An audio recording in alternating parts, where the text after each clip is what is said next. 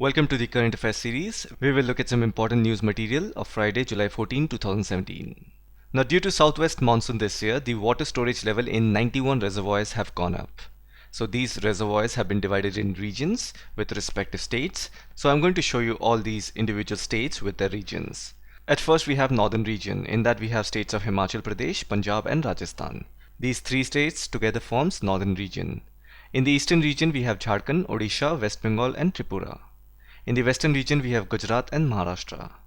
In the central region we have Uttar Pradesh, Uttarakhand, Madhya Pradesh and Chhattisgarh. And in the southern region we have Andhra Pradesh, Telangana, Karnataka, Kerala and Tamil Nadu. Now what is the use of a reservoir? Reservoirs are helpful for providing drinking water, hydroelectric and irrigation purpose. Now I was able to get the satellite imagery of the weather system right now around Indian subcontinent. So just have a look at it. As you know, the southwest monsoon is divided into two branches. One is Arabian Sea branch and another one is Bay of Bengal branch.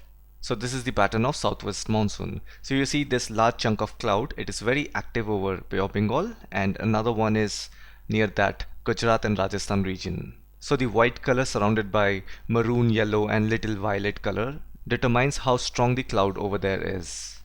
So you can see that the chunk over the Arabian Sea, which is near that Gujarat and Rajasthan area, that cloud is much smaller in comparison to the Bay of Bengal cloud. And the reason is because the low pressure system at Arabian Sea is not that much active when compared to Bay of Bengal. So always remember, wind flows from high pressure to low pressure, and low pressure is usually the place where the temperature is warmer and the high pressure is associated with cold temperature or cooler temperature. So when wind flows from high pressure to low pressure, the cloud also moves along with it, and that results in shower rainfall. And if you see the region around Kerala and Karnataka, there the rain cloud is not very active. And again, the cloud is a little more active in the northeastern region, which we know that currently that place is being flooded because of rainfall.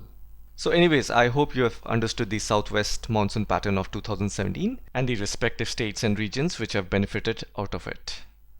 Apart from reservoirs and dam, there has been a rapid rise in water levels of rivers in Madhya Pradesh, Rajasthan, Uttar Pradesh and Gujarat. And it is all because of southwest monsoon. I'm especially talking about rivers like Narmada, Ken, Betwa and Chambal. I'll just show it to you on a map where these rivers are. And moments back I've also showed you that satellite imagery of southwest monsoon in the Indian subcontinent. So there we saw that there were two chunk of clouds. One is near the Bay of Bengal, another one is near the Rajasthan, Gujarat and Madhya Pradesh region. So because of that Arabian Sea branch, that chunk of cloud which is near Rajasthan, Gujarat and Madhya Pradesh, that chunk of cloud caused heavy rain, and because of that these rivers level has increased. So in a more technical term we can say that in that region the low pressure system is very good, and that is what is causing rain, because wind moves from high pressure to low pressure area, and that is what causes rainfall. Now let's get to know about the Sagarmala program. So yesterday's current affair video, I have covered a brief part of it. I think you should go back and check it out once, and then you immediately come here, then your foundation about this program will be concrete. So the main objective of this program is to promote coastal shipping and inland navigation in India. The Ministry of Shipping and Indian Chamber of Commerce is the concerned authority who initiated this program. So right now it is having a conference in Bhubaneswar, Odisha, and Paradeep Seaport is organizing that. In this conference, the aim is to discuss challenges and incentives for promoting coastal shipping and inland navigation in India.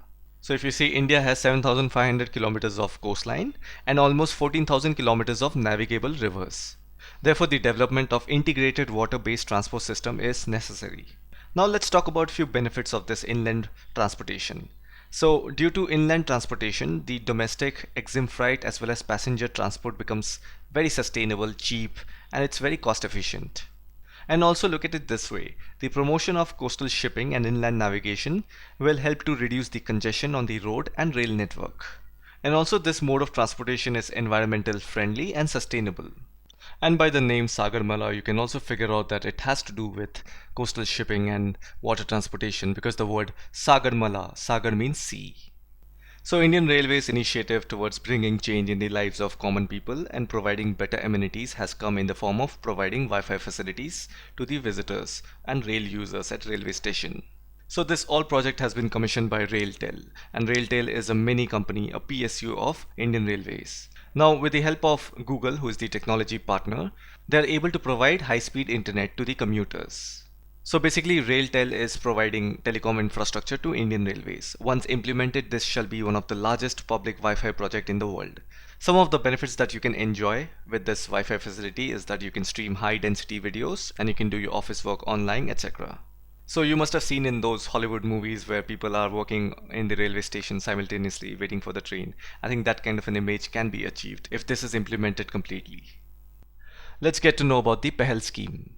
So this scheme was launched on 1st January 2015. Now the full form of PEHEL is Pratyaksh Hanstarantit Labh. The other name of it is DBTL, Direct Benefit Transfer of LPG. This is a new LPG subsidy PEHEL DBTL scheme. It is a newer and possibly better version of DBTL scheme. So DBTL is Direct Benefit Transfer of LPG.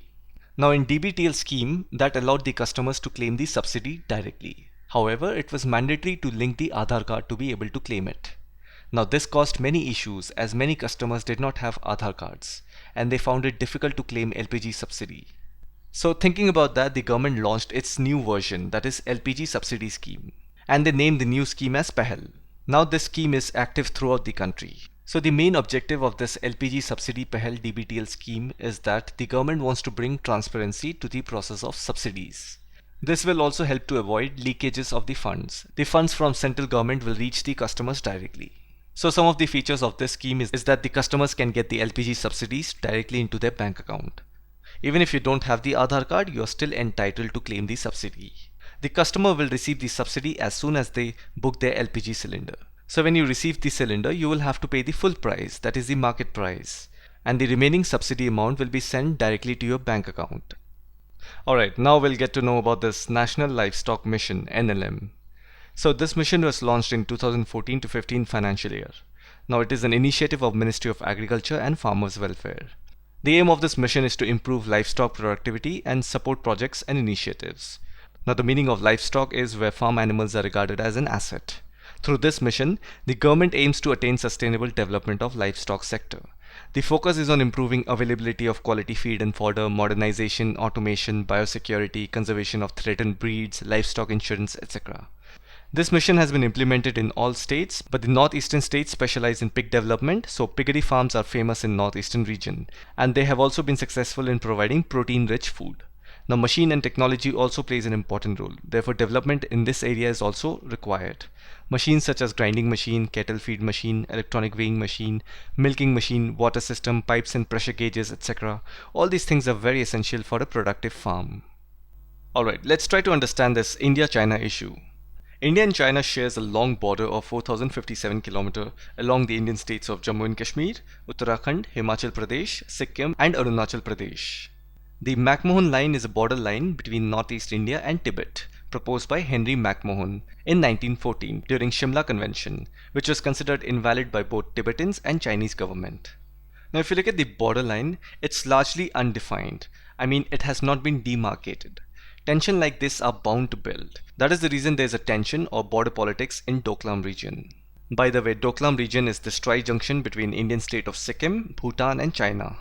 So this region is yet to be clearly demarcated. Now the news channels are making a hype out of this situation. But in reality there isn't much of hype. Because if you see, the government of India has been sending ministers and officials for the BRICS meeting on agriculture, education, culture and environment. This meeting was held in China in June and July. Because if there is a war sort of situation, I don't think so this kind of a bilateral meeting would exist.